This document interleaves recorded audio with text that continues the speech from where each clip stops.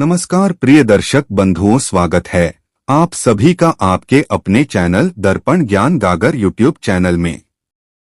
प्रिय दर्शक बंधुओं, आज का हमारा प्रसंग है कि एक मां ने क्यों कराया था अपनी ही बेटी का एक अजगर के साथ विवाह। आइए जानते हैं इस कहानी के माध्यम से।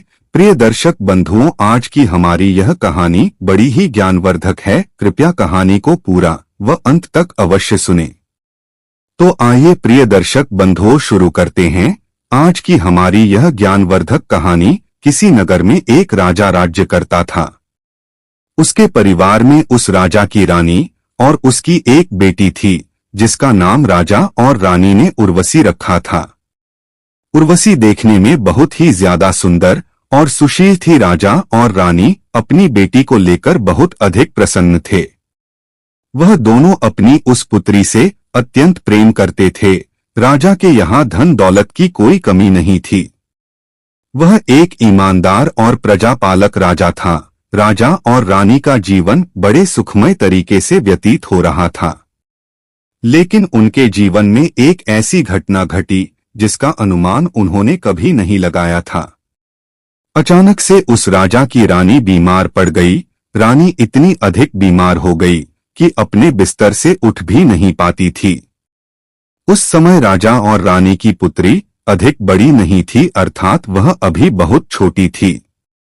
रानी के बीमार होने के कारण राजा बहुत परेशान हो गए। राजा ने रानी का इलाज कराने के लिए दूर दूर से वैद्य बुलवाए, किंतु रानी की हालत में कोई सुधार नहीं आया और एक दिन रानी का स्वर्गवास हो गया, अर्थात वह इस संसार को छोड़कर परलोक चली गई। रानी की मृत्यु होने के बाद राजा के सिर पर दुखों का पहाड़ टूट पड़ा।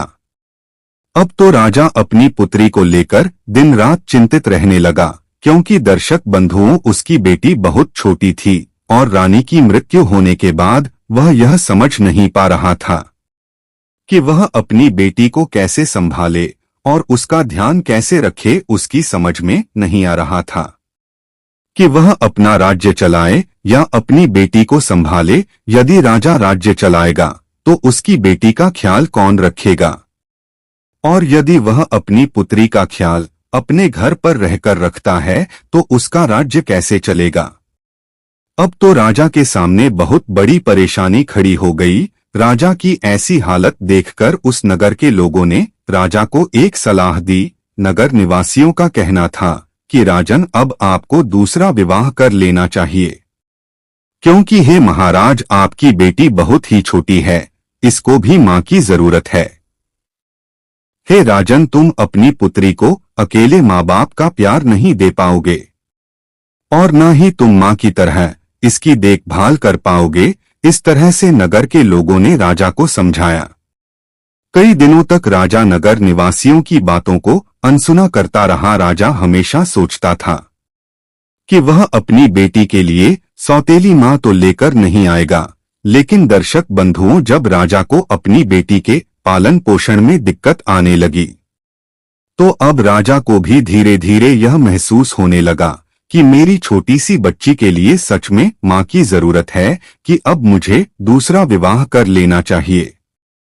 प्रिय दर्शक बंधुओं, नगर के लोगों ने एक दूसरे राज्य की राजकुमारी से राजा का विवाह करा दिया और जो नई रानी आई थी उसका नाम तारू था।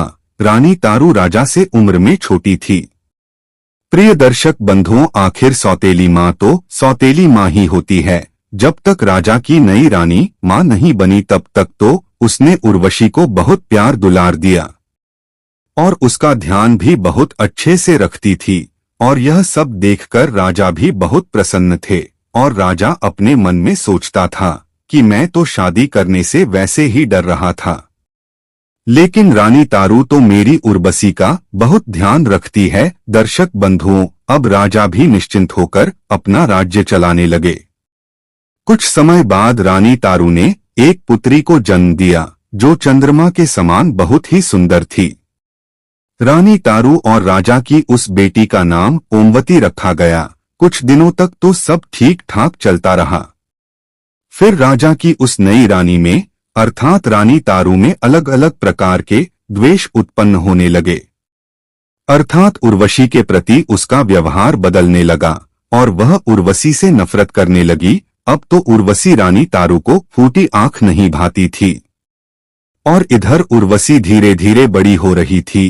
कहते हैं ना दर्शक बंधुओं, जब कोई बच्चा अपने माँ बाप के सानिध्य में पलता है तो वह जल्दी ही समझदार हो जाता है। उर्वशी अब 2-3 साल की हो चुकी थी।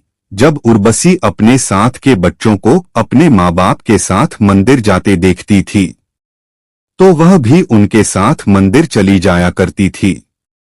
इस प्रकार उर्वशी के मन में धीरे धीरे भगवान के प्रति सद्भावनाएं जागने लगीं।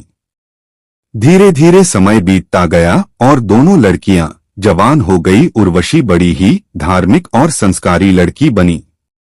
वह सदैव अपने महल में पूजा पाठ करती थी। वह गायों की भी सेवा किया करती थी और थोड़े बहुत घर के भी कामकाज कर लिया करती थी।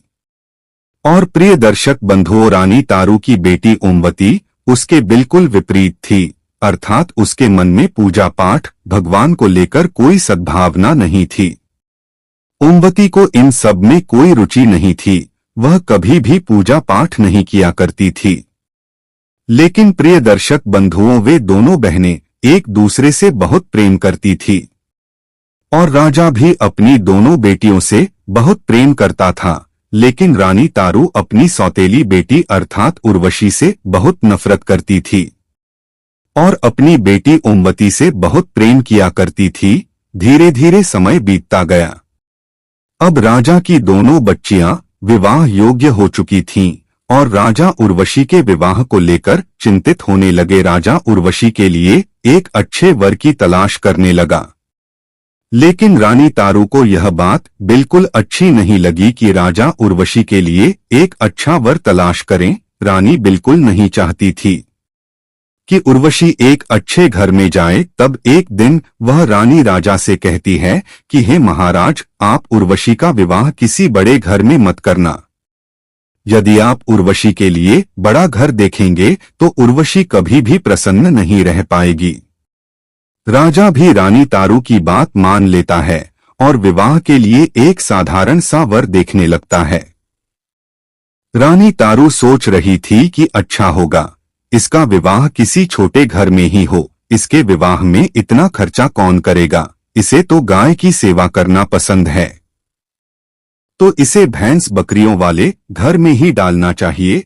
जब राजा उर्वशी के लिए वर तलाश करने गया था तो उसे 2-3 दिन लग गए, लेकिन वह महल वापस नहीं आया। इतने में ही उर्वशी की सौतेली माँ ने अपने मन में एक योजना बना ली। रानी तारू ने एक सैनिक को अपने पास बुलाया और उससे कहा कि उर्वशी को घने जंगल में छोड़कर चले आओ। सैनिक को रानी की बात तो माननी ही थी, इसलिए वह सैनिक उर्वशी को लेकर घने जंगल में चला गया।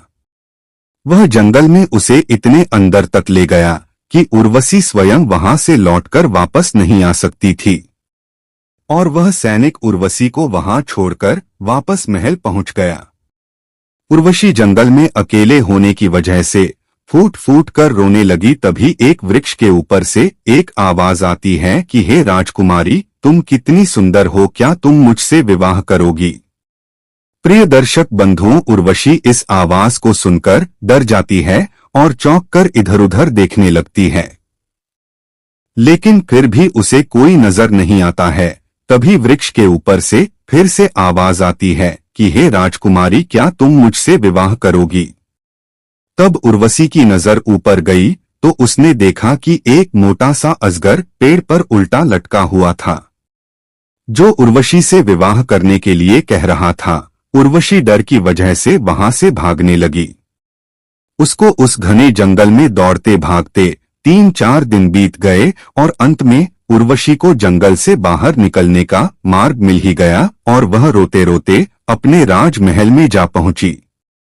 और प्रिय दर्शक बंधुओं, वह अजगर भी उर्वशी के पीछे पीछे महल में पहुंच गया। उर्वशी भागते भागते गई और अपनी सौतेली माँ के गले लग गई और दुखी होकर रोने लगी। तब रानी तारू ने एक अजगर को जब उर्वशी के पीछे आते हुए देखा, तब उसे पता चला कि एक अजगर उर्वशी से विवाह के लिए बोल रहा है लेकिन उधर राजा उर्वशी के लिए एक वर की तलाश कर रहे थे और वह अभी तक महल नहीं लौटे थे। इतने में दर्शक बंधुओं रानी तारू के मन में एक कुटिल योजना आती है और वह उर्वशी से कहती है कि हे पुत्री, तुम इस अजगर से विवाह कर लो, शायद तुम्हारी किस्मत में यही लिखा है। और उर्वशी को इस तरह से समझाते हुए रानी तारू ने उसकी शादी उस अजगर से करवा दी और रानी तारू ने उर्वशी तथा उस अजगर को एक कमरे में बंद कर दिया। दूसरे ही दिन प्रातःकाल उस कमरे में से एक राजकुमार निकल कर आता है और उसके पीछे से उर्वशी भी आती है। यह दृश्य देखकर रानी तारू डर जाती है और उस राजकुमार से पूछती है कि हे पुत्र, तुम कौन हो और उर्वशी के कमरे में क्या कर रहे थे। तब वह राजकुमार बताता है कि हे रानी माँ, मैं वही अजगर हूँ जिससे आपने अपनी उर्वशी का विवाह कराया था।